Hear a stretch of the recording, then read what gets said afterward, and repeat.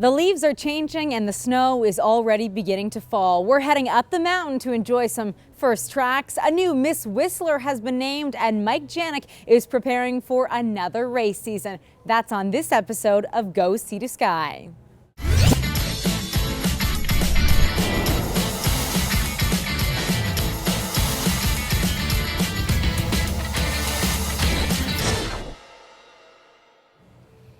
Welcome to Go Sea to Sky. I'm your host, Heather Butts. Thanksgiving has come and gone, and you've probably got some new gear at the Thanksgiving turkey sale. Now, the next big event will be opening day here at Whistler-Blackcomb, but one lucky skier didn't have to wait until the lifts started running. He won a chance to hop on a helicopter and ride with a couple of pros.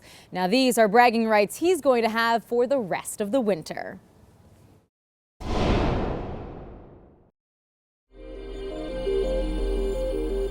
Pre-season powder on a Bluebird day. That's not out of the ordinary for professional athletes, but for one lucky Whistler-Blackcomb fan, it's a day he'll never forget.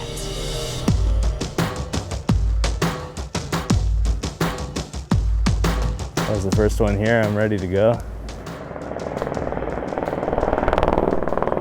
Each year, Whistler-Blackcomb lets a few pro riders jump in a helicopter and claim first tracks for the new season. This time, Jeremy Becken got to tag along, all because of this picture, which won a 24-hour photo contest put on by the mountain. It's one of my favorite ones, so I'm glad other people are stoked on it. First of all, we'll check our transceivers in a moment here to make sure we're all up and running. The only catch? The heli was taking off less than 24 hours after the winner was announced, but that wasn't stopping this powder hound from Prince George. I definitely was going to make it. So I hopped in the car and drove 10 hours last night. Got to Pemberton at 6:30 this morning. Had a couple hours of sleep and here we go.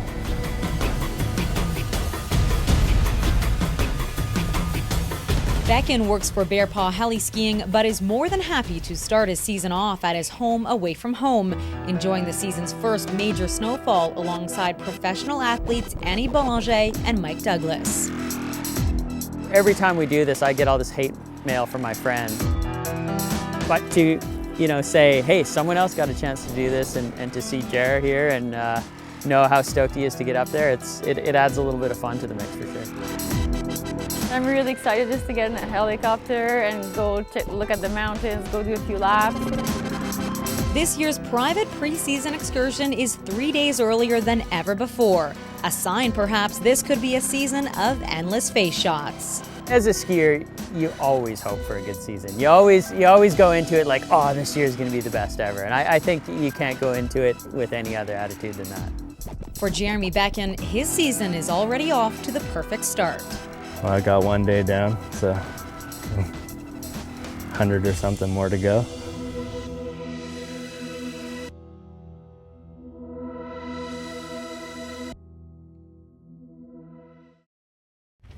Opening day is scheduled for November 28th, but rumor has it the mountain might open a little earlier, so you better have your equipment ready to go just in case. And as a new season arrives, a new Miss Whistler is crowned. This year, the winner is no stranger to the village. She's a singing sensation. You may have heard her. Meet Rachel Tom.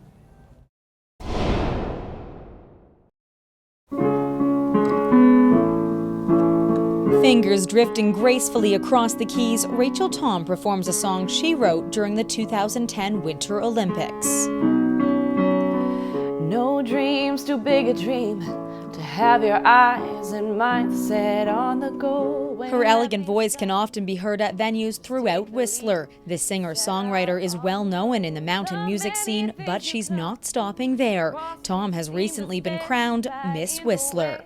You'll push them down and walk around and keep your head right in the game, 'cause any excuse in the book. Just the fact that I could enter and get positive feedback would be amazing, but to win was just totally bizarre. I couldn't really believe that I did. You'll get it if you want it bad enough. It all started with a personal fitness challenge and the Whistler Exposed calendar. There you'll find Tom posing with her guitar as Miss November. Next up was the real deal. I feel like I have a duty to be positive and be perceived well by others and just be happy and respectful. After school, hold hands, and if that's cool, sneak a kiss and never look back. It's not all bronze and beauty for this Miss Whistler. She's worked hard at hitting the right notes in her musical career. Made mistakes and I try to forgive. Innocent Child, it's a cute little song about love making you feel like young and full of giddiness. To my ABCs, you're the best when it comes to the birds and the bees. When she's not on stage or in front of the camera, Tom enjoys putting herself behind the lens and capturing life's great moments. With people, it's about capturing emotion more. So it's about like just, you know, making the camera your eye and just waiting for that moment. Can you please bring the rose down a bit, Juliet? Thank you. Always pushing herself to the next level, Tom and her business partner have just launched Star Sun Studios, a photography company that highlights both still pictures and video. I love looking through that lens. Nice. Nice smile. As for what's next, Tom says she hopes to grow her business while continuing on her musical journey, but doesn't plan on entering any more pageants. Not right now, anyway.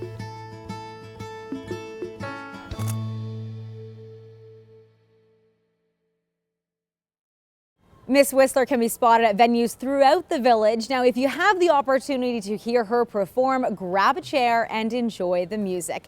This story, as well as many others, are available in HD. Just visit youtube.com/WhistlerShaw. Go See the Sky, we're your local voice. Coming up. It's all within me. It always has been, and my skills, my talent, my drive, my love for this. He's getting ready for another race season, and that includes the 2014 Winter Olympics. The following are proud supporters of community programming on Shaw TV. Hairstyling and color services for Heather Butts are provided by The Loft Salon. TheLoftSalon.com. From big jobs to little jobs, Levitt Machinery sells, rents, leases, and services machinery for your material handling needs. Heavy-duty machinery for heavy-duty work. Need a lift? Stack it, reach it, lift it. Levitt. 1 in 3 Canadians know someone with Alzheimer's disease or another dementia. I'm one of those Canadians. September is World Alzheimer's Month, and the Alzheimer's Society of BC wants you to get involved. Use your creative ideas, your outstanding talents, and your sizzling passions. We make it easy to create a unique fundraising event or join in someone else's. Do anything for Alzheimer's and help support people with dementia, their caregivers, and research for a cure. Let's get started at anythingforalzheimers.ca today. Welcome back to Go See the Sky. I'm your host, Heather Butts. He grew up skiing Whistler-Blackcomb and has raced for Team Canada on the World Cup circuit for more than 10 years. Now, Michael Janyk is preparing for another race season, but this one is different. This one includes the 2014 Winter Olympics in Sochi. Mike says he's made a lot of changes over the last few years and is ready to represent Canada on the world stage.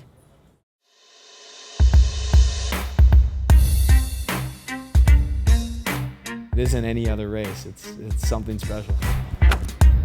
Strength, passion, and determination. Mike Janyk has all three, and he's not holding back. Janyk is doing more now than ever before to prepare himself for the upcoming season with one goal in mind. To stand on the podium and see the Canadian flag rise, that's something that vision I hold and something I know to be true in me. One of Canada's finest technical skiers, Janyk made history when he won bronze in slalom at the 2009 World Championships. A Whistlerite from a very young age, this skilled ski racer has been representing Canada on the world stage for more than 10 years. It's such an honor to know you're from such an amazing country full of creativity and inspiration around you, and to be a part of that is really energizing now. But with that honor comes stress and pressure to perform. Speed and agility, those things can be developed, and Janyk works hard to perfect them as the season approaches. But he works even harder on the psychological keys to victory. We all start out doing these things in our lives that we love. And as we go through our career, you lose sight of that. And a lot of it, my actions came from fear of failure, fear of success, or fear of being injured. Unhappy with recent results, and now with the opportunity of another Olympics on the horizon, Janyk has made some major changes. Not wanting his performance impacted by stress, he uses different ways to get the most from his talents. Meditation, journaling, and yoga are 3 key de-stressors. But in the end, he simply wants to put fun back into a sport he loves so much. So we go 1, 2, 3, 4, and then cross on the 5th.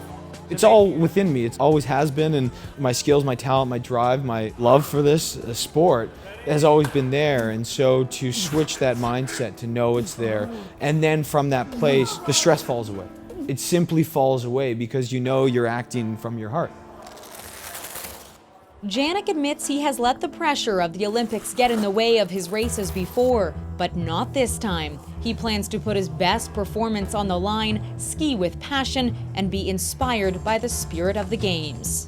If I can ski absolutely free and attack and take risks on that day, and then, you know, come to the finish line and be a part of that energy and not block anything, not hide from anything, not try to shelter myself, but whatever comes my way towards these games, to really embrace it as a Canadian, as a Whistlerite, as a ski racer, and as an Olympian.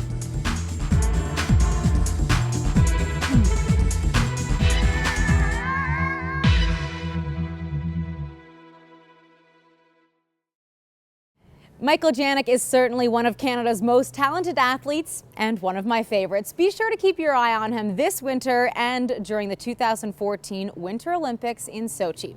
All right, it's time now to take a little road trip. We're going to discover the marvelous world of bees, honey, and organic blueberries at Honeyland Canada Farm in Pitt Meadows.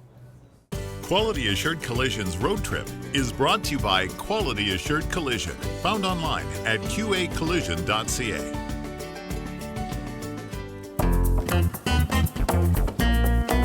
When I was young, I ran around in the back, and there was this beehive, and I threw a rock at it because I was a kid, and I got swarmed by bees. There was at least 20, like, all around me. An experience that might leave some terrified of bees for life, but for Richard Lynn, it was the exact opposite.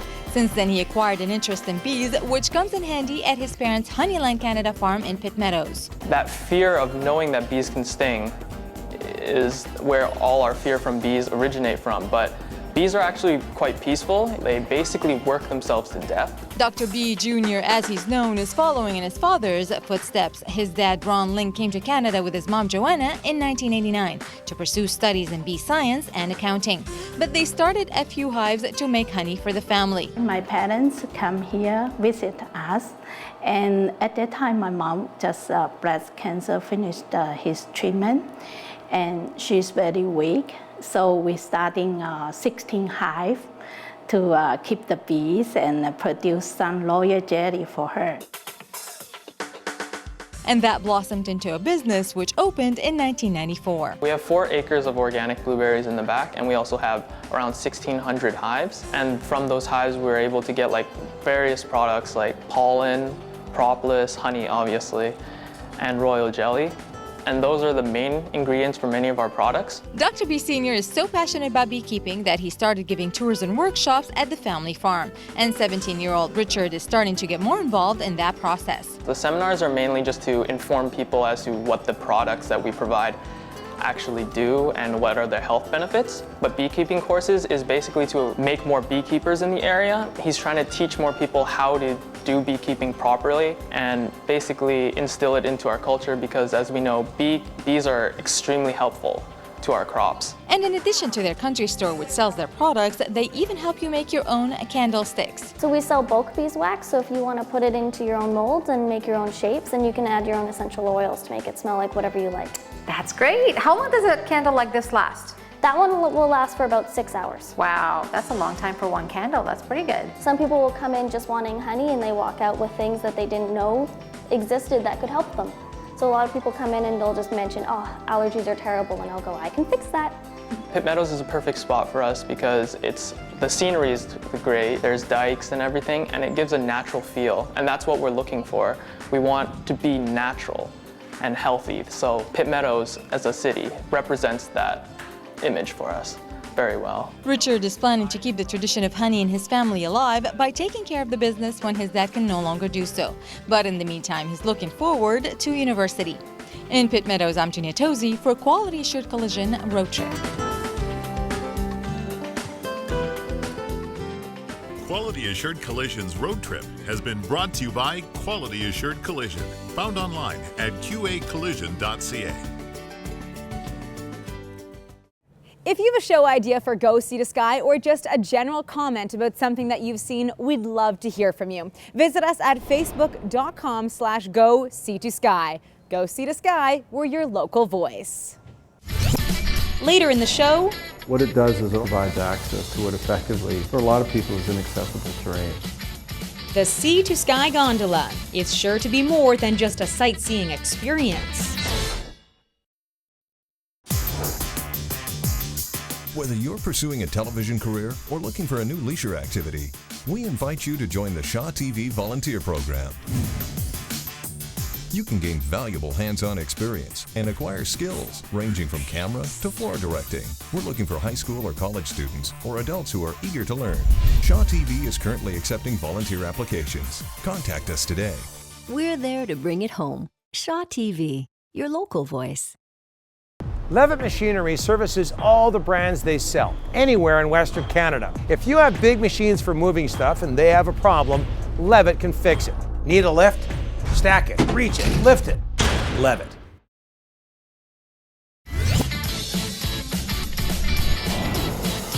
Welcome back to Go Sea to Sky. I'm Heather Butts. She's tried gardening before, and now Melanie is at it again, but this time she's way up on top of the Vancouver Convention Centre. Sprott Shaw College's Higher Learning is brought to you by Sprott Shaw College, found online at sprottshaw.com.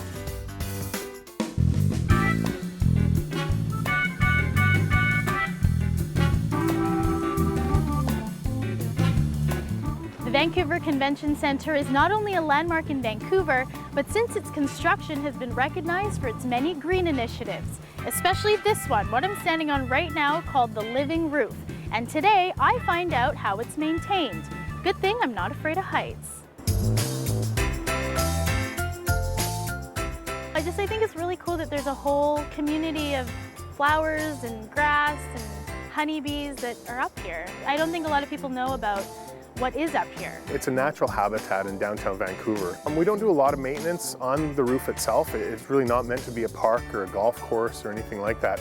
But the maintenance that we do have to do on it, we get Holland Landscapers to do that, and Hannah's here to help us out. My name is Hannah Phillips. I've been with Holland Landscapers as a lead hand for 4 years. One of the unique challenges of working on a roof when you're doing landscaping is, first of all, making sure that nobody goes too close to the edge. Everybody can see you from around the building, so you always have to make sure that you are working. I think I'll be good at it. I don't have a green thumb at all. I live in an apartment. So the first thing that we're going to have Melody try as part of the job is to identify the difference between the weeds, the invasive weeds, and the plants. Over here we have our asters, which get quite tall, and this one is a strawberry. Oh, strawberries are good. Exactly, and then these ones with the yellow flowers, which have these leaves are a type of clover, and those are bad. These ones are the ones that we would pull. Hannah's given me specific instructions. I know exactly what the clover weed is supposed to look like. One of these. Okay, not that one. No, not that one? No, this one right here is good. Oh. So you have to be very careful about which one you pull. Because if it were me, I'd just pull the entire thing. Yes, it is difficult sometimes to tell the difference, especially when the weeds are going in between the plants and sometimes actually cover up some of the smaller plants. The next thing we're going to get Melanie to work on is actually pulling the weeds once she's identified which ones are the invasive weeds. Okay, is this one? Yeah. Yeah.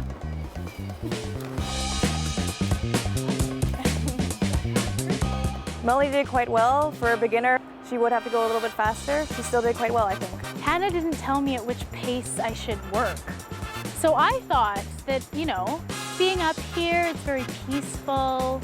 I was enjoying the moment. I didn't realize I was going so slow. Next up, the weed whacker. A little bit harder and faster. Oh no. Uh-oh. Ugh. That weed whacker. Okay. I think it's broken. Okay, we'll turn it on. Once you get used to it, it's all in the wrist. Gotcha, not broken. So let's try one more time. I thought a weed whacker would be easy to start. What is wrong with me? Yeah! There you go. Took her a few tries, but once she got it actually running, she did pretty well. That's good. Melanie was doing quite well. She started to go into the bed herself, wanting to just cut down the whole roof, but had to get her back on track. The weed whacker, not my favorite. I don't like it, no. Okay, Hannah, so I spent the day with you up here, Yes. and I did everything that you wanted me to do. Yes, you Would did. you hire me or would you fire me? Well, I would say that you did really well using the weed whacker. Took you a little bit longer to turn it on. That happens to everybody. Your technique was good, and you did okay with identifying the weeds and the plants. Yep. I would hire you. Really? Yes. She seems like a good hard worker. She does listen, and I think she has potential for a good landscaper. It's great working up here because it's so beautiful, but I don't think I'm gonna get used to the bugs. Oh, gross. Okay, so I did hire you. Let's get back to work. Come on. All right. What are we doing now? We're gonna have you go back on the weed whacker. Lunch? Yet? Not yet. Oh.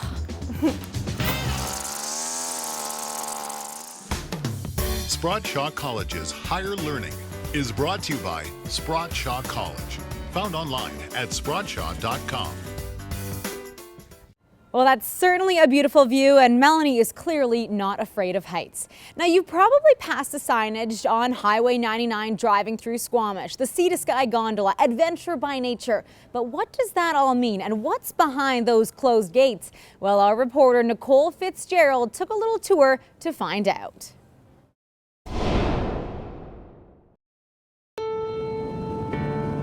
So many of us pass the signage on Highway 99 driving through Squamish.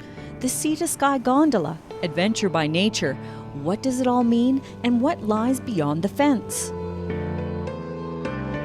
Hi, Nicole. Jason. Good to see you. Wonderful to see you too. Yeah. Thank you for having me. Really. So I met up with General Manager Jason Faulkner at the Sea to Sky Gondola offices, which overlook Squamish's most iconic landmark, the Squamish Chief. There's been a lot of confusion that our project was still quote-unquote up to Chief. And I'm surprised at how often I have to correct people on that. What you're looking here too is you can see the gondola line, and this is a very steep ride. The Sea to Sky Gondola has higher aspirations. The lodge will be poised 1,000 feet higher than the Squamish Chief. The gondola line, built by Doppelmayr, the same company that brought Whistler the peak-to-peak gondola, will run between the parking lots located at the base of the Chief and Shannon Falls. So what we're looking at is some of our planning maps. And A climber himself, Jason knows all too well the value of the Chief to both the climbing and First Nations community. But that wasn't the key motivation behind choosing the site for this $22 million project. The terrain illustrated on this map was. Most people, even the people who are somewhat familiar with the project, think of it as a sightseeing gondola. And it is that, it's very much that. But what it does is it also provides access to what effectively, for a lot of people, is inaccessible terrain. 10,000 hectares of non-motorized possibilities await at the gondola peak. There will be hiking, climbing, and enduro mountain biking in the summer, with ski touring, cross-country skiing, and snowshoeing in the winter. Environment Canada reported the Sky Pilot range, a 40-minute walk from the top of the gondola, receives 3 times more snowfall than Whistler, Grouse, and Washington mountains. We had to plan the lodge for the possibility of 7 meters of accumulated snow on the roof. That's 24 feet of snow that could build up on the roof of the building. So what we're looking at here is the lodge plan where the gondola comes up to the top. For day visitors, the 9,000 square foot lodge at the summit will be a destination unto itself. The lodge will house the gondola station, cafe, retail space, community room, the first wedding is already booked, and a wraparound patio that will lead to a suspension bridge across a ravine. There will be a stroller-friendly First Nations interpretive trail and a 1.6 kilometer long panorama trail. The views are roughly, I'd say, probably kind of 280 to 300 degrees that you have uninterrupted views. Aptly named Sea to Sky, this 2-kilometer, 10-minute gondola adventure is scheduled to open May 14, 2014. 72% of the people that travel on the highway are there for recreation. And so if you can provide an amenity that really opens up more opportunity for recreation that's different, that's very high quality, then the perception is that maybe there'll be that many more people that will discover Squamish through that experience.